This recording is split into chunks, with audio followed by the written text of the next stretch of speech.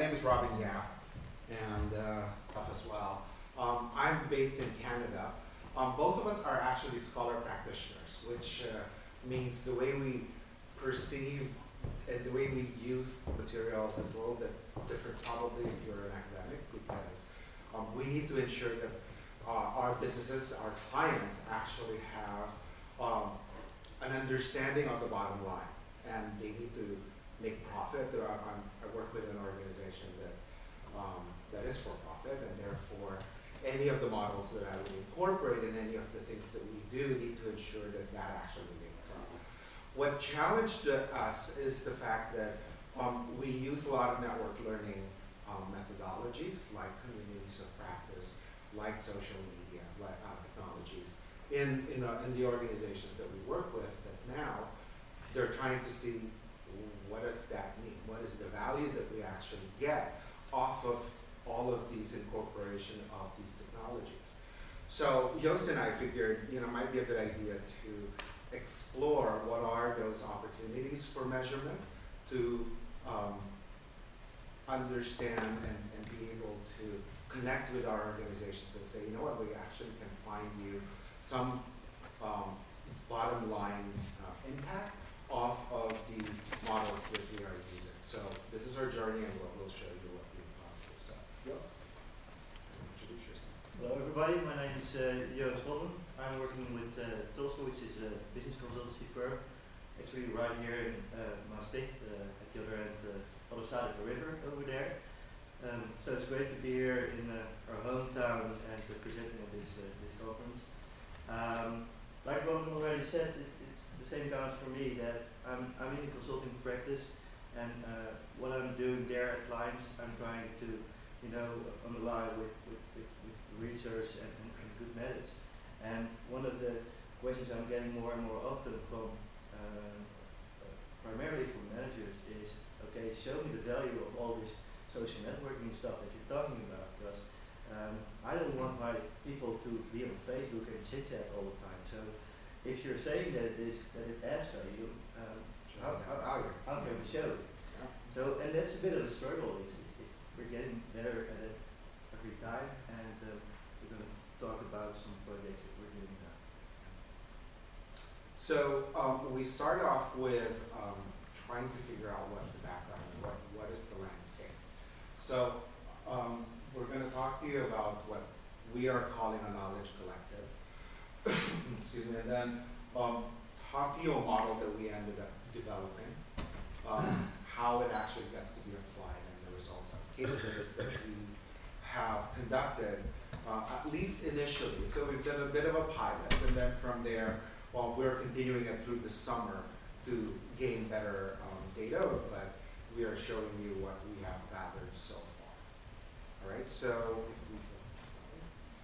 we start off with the understanding that businesses need to adapt. I mean, that's, as consultants, that's what we do. We try to go to organizations and actually say, we can make you money, or we can change the way you do work, we can make it much more efficient, or less resources. Any of those things, that's why we're being employed by these organizations. So consultants, pretty much, that's what we do. There's a need for adaptation to what's new and more efficient. Part of that is the understanding of collaboration and collaborative learning, and the new ways of learning, because there's not a lot of time to get our employees to be in face-to-face classes. So we now need to leverage all of the informal learning methodologies that are available out there and be able to now say, we can put you in the classroom for an hour, whatever that is, create a blended learning format, and then be able to measure all of that, and here's the impact of what that relationship is, and off you go, create your own do your own work in a much better fashion. Essentially, that is the goal of what we do as consultants. So, so then we figured out there's a problem now that we need to work through. It's actually on the journey towards finding ways how we can measure and show the impact for businesses. And the interesting thing is that lots of measurement models are pointing either towards business or either towards learning. And I think the strength is within combination.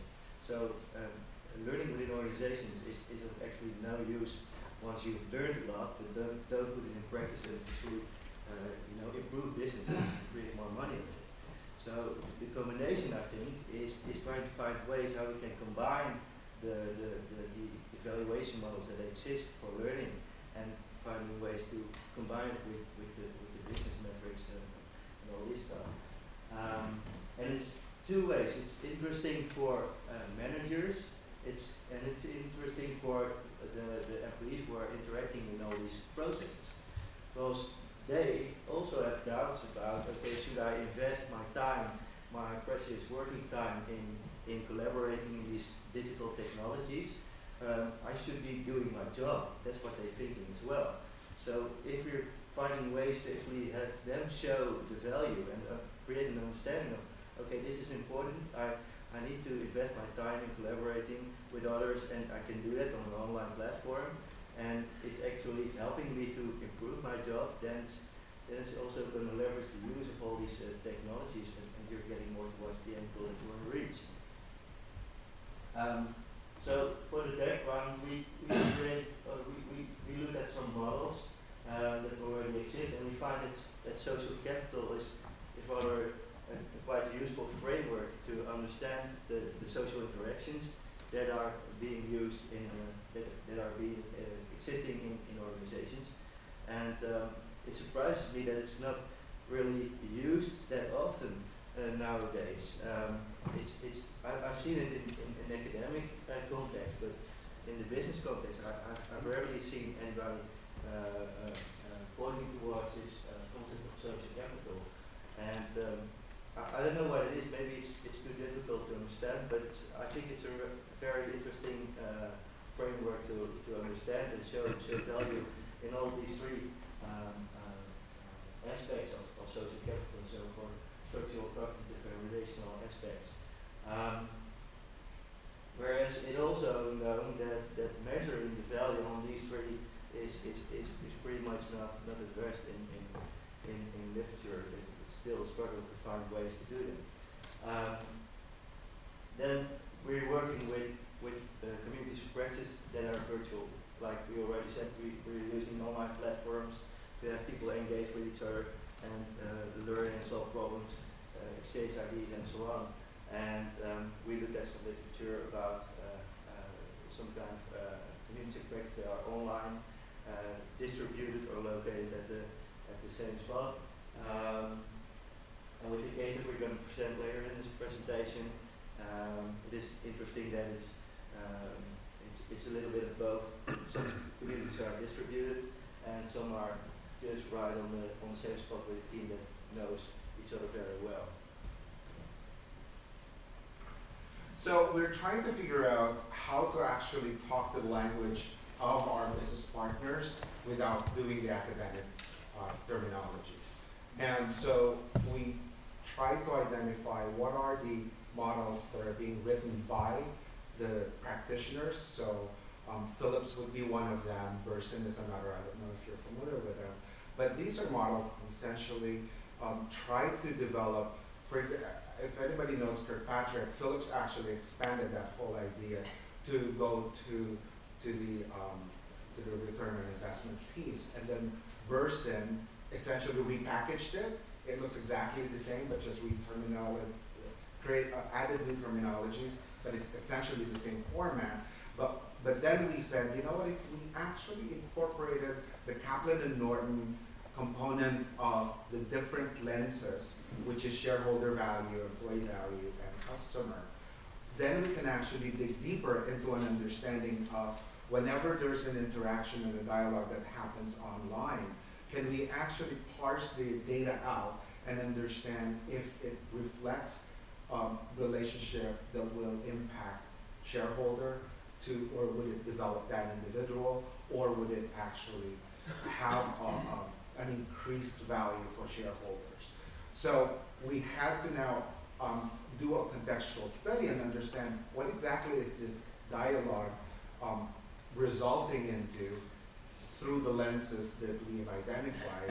And then we recognize that model actually doesn't exist, and we need to build our own.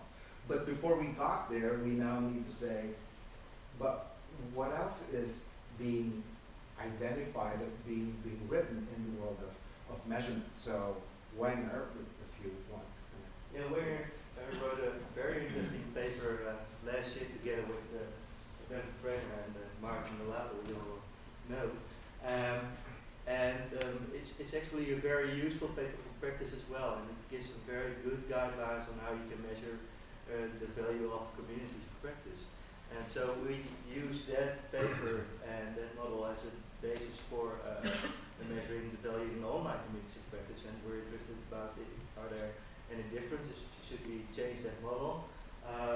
And how can we use that model to show the value for all these three angles, for the employee or the customer or for the stakeholders?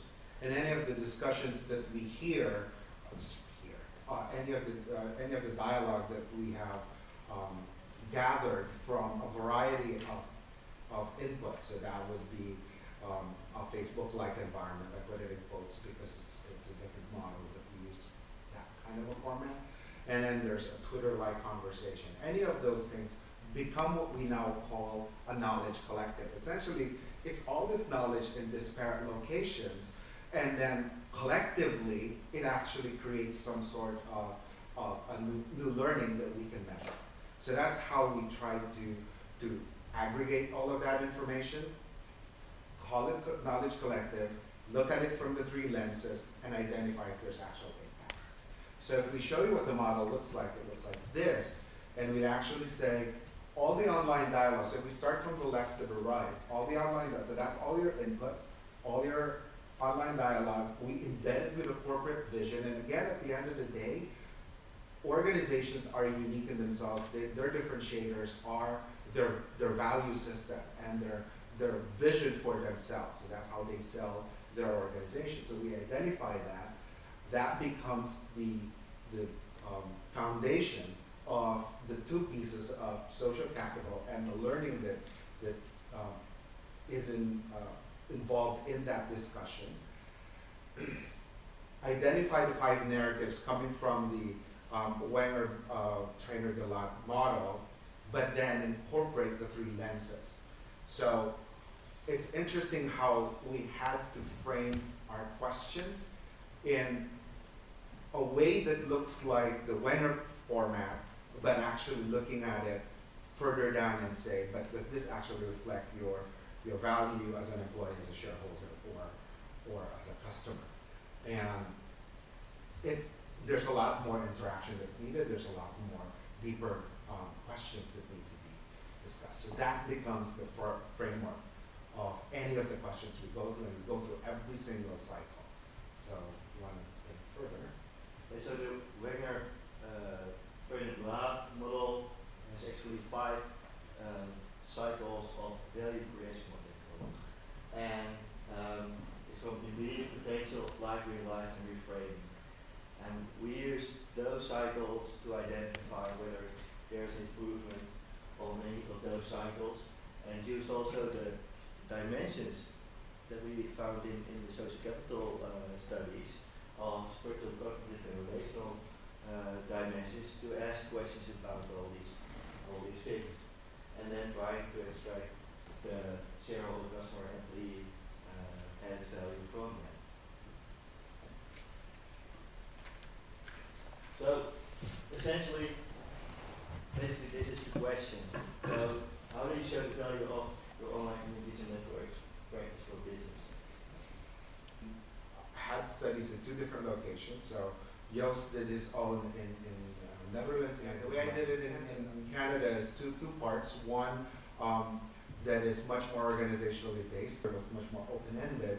There was, we used SurveyMonkey and just ask a variety of questions from there, combine those 2, and then if there's a need for us to connect with the individuals who have interesting